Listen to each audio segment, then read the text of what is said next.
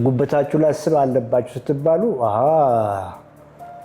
ስኳሬ የመጣ ነው፣ ስኳሬ ከፍ እያለ ነው የሚለውን ነገር በደንብ ትይዙና ፋይት ማድረግ ልትጀምሩት። ለግፊት ብላችሁ የጀመራችሁት አመጋገብ፣ ክብደት ለመቀነስ ብላችሁ የጀመራችሁት አመጋገብ እዛው ያስቀራችኋል። እድሜ ልካችሁን ከዚህ ውጪ አልበላም እንድትሉ ያደርጋችሁና ወዳችሁት ቀሪ ዘመናችሁን ፐርማነንት ላይፍ ስታይላችሁ ታደርጋላችሁ ማለት ነው። የምናወራው ነገር ለህፃናት ይሰራል፣ ለወጣቶች ይሰራል፣ ለጉልማሶች ይሰራል፣ ለአረጋውያን ይሰራል፣ ለወንዶች ይሰራል፣ ለሴቶች ይሰራል። ያ ውፍረት ያ ስብ ምኑ ጋር ተቀመጠ የሚለው ነገር ነው መጥፎ በሽተኛ የሚያደርገን። ትከሻችን ላይ ያለ መቀመጫችን ላይ ያለ ስብ ሳይሆን ሆዳችን ውስጥ ያለ ስብ መሆኑን በደንብ አስምሩበት። ተፈጥሮን እያደነቁ በሰላም መኖር ይፈልጋሉ?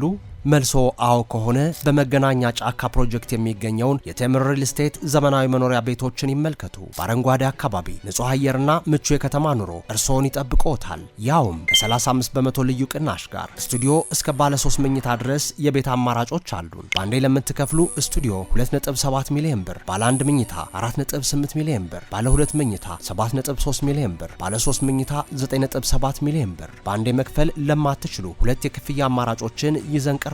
የመጀመሪያው 20 በመቶ ቅድመ ክፍያ በመክፈል ቀሪውን ያለ ወለድና የዋጋ ጭማሪ መክፈል ይችላሉ። ሁለተኛው 40 በመቶውን ቅድሚያ ከፍለው 60 በመቶውን ቤቱን ሲረከቡ መክፈል ይችላሉ። ውጭ ሀገር ለምትኖሩ ደንበኞቻችን ወኪል ሳያስፈልጎት ውሎን በዲኤችኤል ያሉበት ቦታ ድረስ እንልካለን። ለበለጠ መረጃ በ0974 60 7676 ይደውሉ። ቴምር ፕሮፐርቲስ።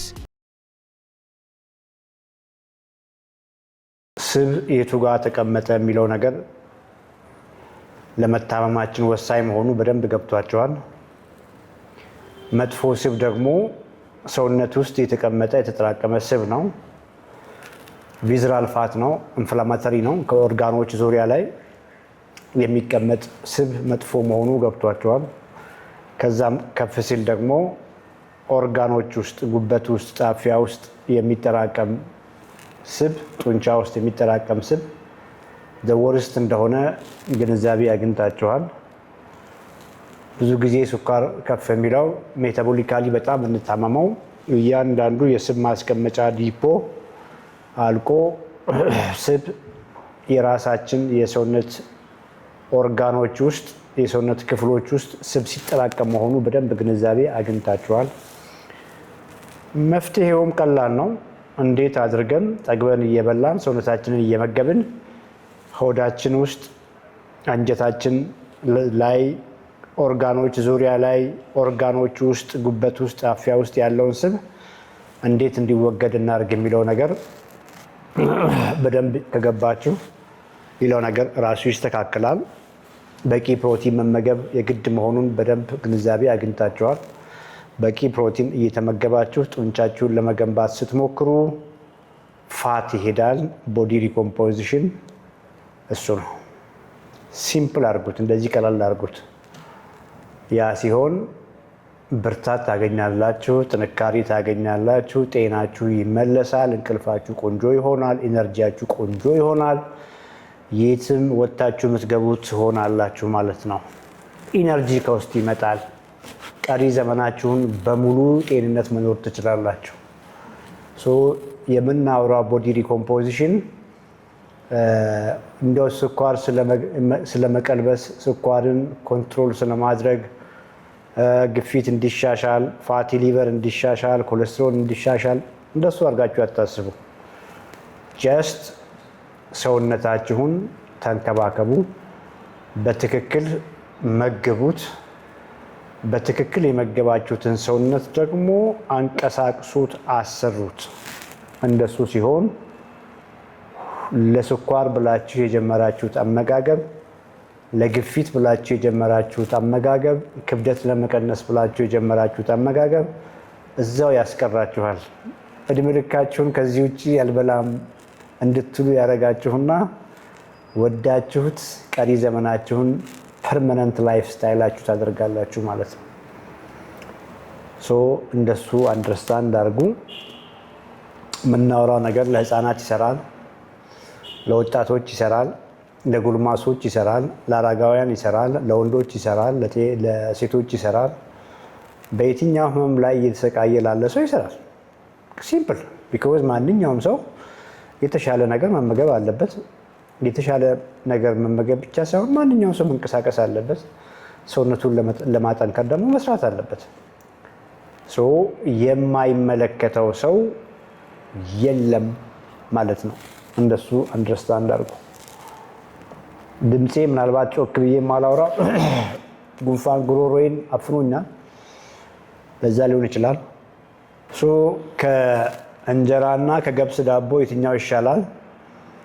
በኋላ እስከምንመለስበት ድረስ ኮመንት ላይ አስቀምጡልኝ።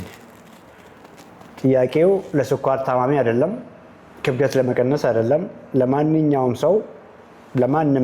ሰው ከእንጀራና ከገብስ ዳቦ የትኛው ይሻላል? እንጀራ የምትሉ እንጀራ፣ የገብስ ዳቦ የምትሉ የገብስ ዳቦ እያላችሁ የጻፋችሁ ቆዩ።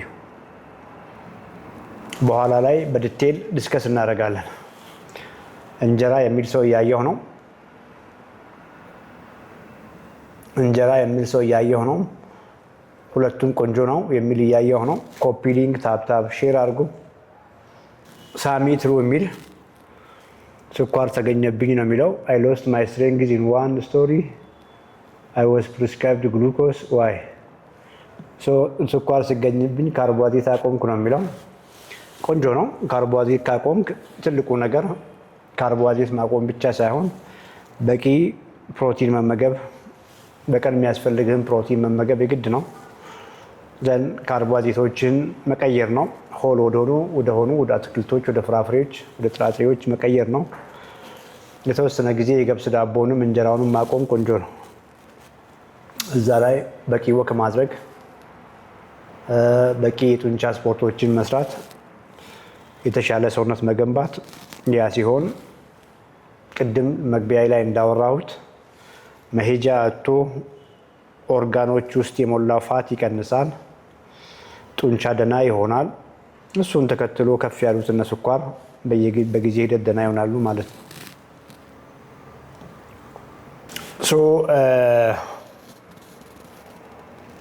ለሙከራ አታርጉት። ላይፍ ስታይል ስትቀይሩ ትክክለኛ በሆነ መንገድ ምግባችሁን ቀይሩ።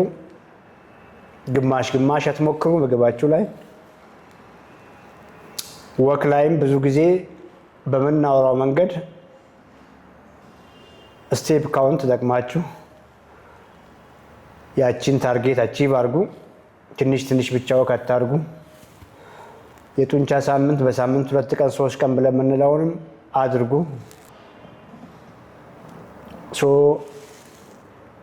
በደንብ እንደ ኮር ኮንሰፕት መያዝ ያለባችሁ መወፈር ቆንጆ አይደለም ለማንም ሰው። ስንወፍር ግን መጥፎ ነገር ያ ውፍረት ያ ስብ ምኑ ጋር ተቀመጠ የሚለው ነገር ነው መጥፎ። በሽተኛ የሚያደርገን ትከሻችን ላይ ያለ መቀመጫችን ላይ ያለ ስብ ሳይሆን ሆዳችን ውስጥ ያለ ስብ መሆኑን በደንብ አስምሩበት። የስኳር በሽታ የሚመጣው ከቦርጭ በኋላ ነው። መንገዱ አንድ ነው። ልክ እንደ መሰላል ነው። እንወፍርና ቦርጫም እንሆንና ከቦርጫምነት በኋላ እነጉበት ስብ በስብ ይሆኑና ነጣፊያ ስብ በስብ ይሆኑና የነጣፊያ ሴሎችም እየደከሙ ይመጡና ስኳር ከፍ ይላል። እንደሱ ስትረዱ ነው ጉበታችሁ ላይ ስብ አለባችሁ ስትባሉ ስኳሬ የመጣ ነው፣ ስኳሬ ከፍ እያለ ነው የሚለውን ነገር በደንብ ትይዙና ፋይት ማድረግ የምትጀምሩት። እንደተለያየ ነገር አድርጋችሁ አታስቡ። መጀመሪያ ይወፈራል፣ ዘን ቦርጫም ይኮናል፣ ዘን ጉበት ምናምን በስብ ይሞላል። በዚህ መሀል ምናልባትም ኮሌስትሮል ከፍ ይላል፣ ዩሪክ አሲድ ከፍ ይላል፣ ግፊት ከፍ ይላል። ዘን ቅድመ ስኳር የሚባል ዜና ይሰማል። ዘን ዋና ስኳር መጣ ይባላል። የስኳር መድኃኒት ይጀመራል። ከጊዜ በኋላ የግፊት መድኃኒት ይጨመራል፣ ወይ ቀድሞ የግፊት መድኃኒት ይጀመራል። ዘን የኮሌስትሮል መድኃኒት ይጨመራል። ሌላም ነገር ያው ትክክለኛ ያልሆነ አኗኗር አመጋገብ ከመጀመሪያውኑ ያፋፋችሁ መንገድ ቦርጫም አድርጓችሁ ጉበታችሁ ውስጥ ስብ እንዲተኛ አድርጎ ጣፊያችሁ ጡንቻችሁ ውስጥ ስብ እንዲተኛ አድርጎ ቪዝራል ፋት ምንለው ኦርጋኖች ዙሪያ ላይ አንጀት ዙሪያ ላይ ጉበት ዙሪያ ላይ ስብ በስብ እንድንሆን አድርጎ መጨረሻ ላይ ቅድም እንዳልኳችሁ ጊዜያቸውን ጠብቆ ስም የተሰየመላቸው በሽታዎች ይመጣሉ ማለት ነው። ልክ ሐኪም ቤት ክትትል እያደረጋችሁ ስኳር አለባችሁ የተባላችሁ ጊዜ መድኃኒታችሁን ውሰዱ። መድኃኒታችሁ ስታዘዝላችሁ መድኃኒታችሁን ፈጽሞ ከመውሰድ ወደኋላ አትበሉ። ቢኮዝ ከፍ ያለ ስኳር በጣም ዳሜጅ ያደርጋል። ከፍ ያለ ስኳር የማይጎዳው ነገር የለም። መድኃኒታችሁን ውሰዱ። መድኃኒት ጀምራችሁ ግን በዚያው መጀመሪያ በነበራችሁበት መንገድ እንቀጥል ከሆነ ዋጋ ያስከፍላችኋል። አንድ ሰው የገባው ሰው ስኳር እንዳለበት ሲነገረው፣ ግፊት እንዳለበት ሲነገረው፣ ፋቲ ሊቨር እንዳለበት ሲነገረው፣ የኮሌስትሮል ችግር እንዳለበት ሲነገረው መድኃኒት ውሰድ ሲባል ይወስድና እቤት ገብቶ ስራውን ይሰራል። በቃ ሲምፕል። እቤት ገብቶ በፊት የሚመገባቸው ምግቦች ይቀይራል። ኳሊቲ በሆኑ ሻል በባሉ የተፈጥሮ ይዘታቸውን ባለቀቁ ልክ እንደዚህ ስናያቸው ምንነታቸውን በምንለያቸው ምግቦች ማለት ነው። ስጋን ስታዩ ስጋ መሆኑን ምንም መለየት አይከብድም። እንቁላል እንቁላል ነው መለየት አይከብድም። አይብ እርጎ መለየት አይከብድም። ባቄላ ቦሎቄ መለየት አይከብድም። ጎመን ጥቅል ጎመንን መለየት አይከብድም። ድንች፣ ስኳር ድንች፣ ካሮት፣ ቀይ ስርን መለየት አይከብድም። እህሎችም ሲሆኑ ስትራክቸራቸው የሚታይ አንድን ዱቄት እንደዚሁ አይተን የገብስ ነው የአጃ ነው የስንዴ ነው ብለን መለየት ይከብዳል። እህሉን ግን እንዲሁ አይተን እንለያለን። አንድ ኢንግሪዲየንት ነው። ያንን እህል ቀቅሎ እንደ ትንሽ ከፍ ብል እንኳን ከክተን በቅንጬ መልክ መመገብና ዱቄት አስገብተን ወፍጮ ቤት አድርገን መመገብ ፈጽሞ አንድ አይደለም።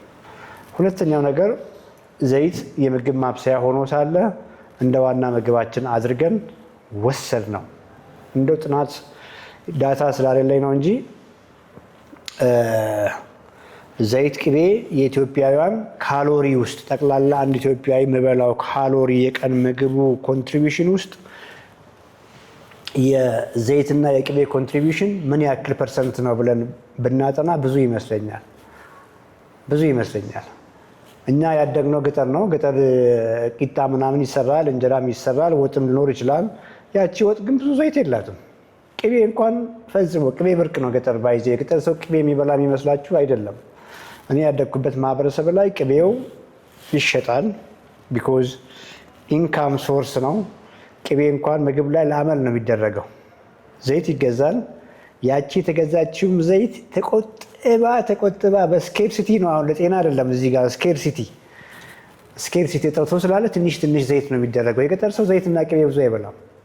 አንዳንድ ሰው ይገርመኛል።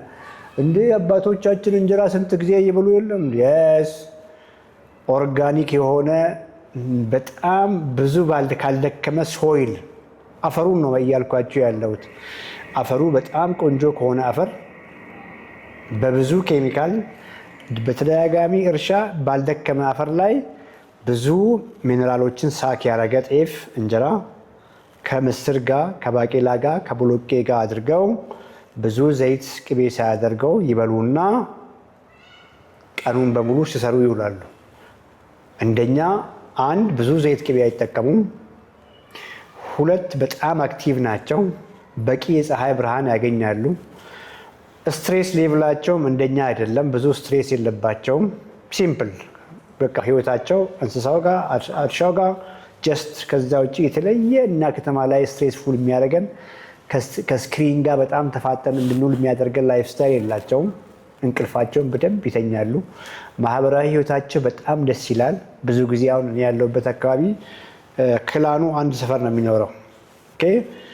አባት አለ፣ የኔ አባት አለ፣ ወንድሙ አለ፣ ሌላኛው ወንድሙ አለ። እዛው አንድ ሰፈር ነው የሚኖሩት። በቃ ፕሮቴክቲቭ ናቸው፣ ኮምፎርታብል ናቸው። ተፈጥሮን እያደነቁ በሰላም መኖር ይፈልጋሉ።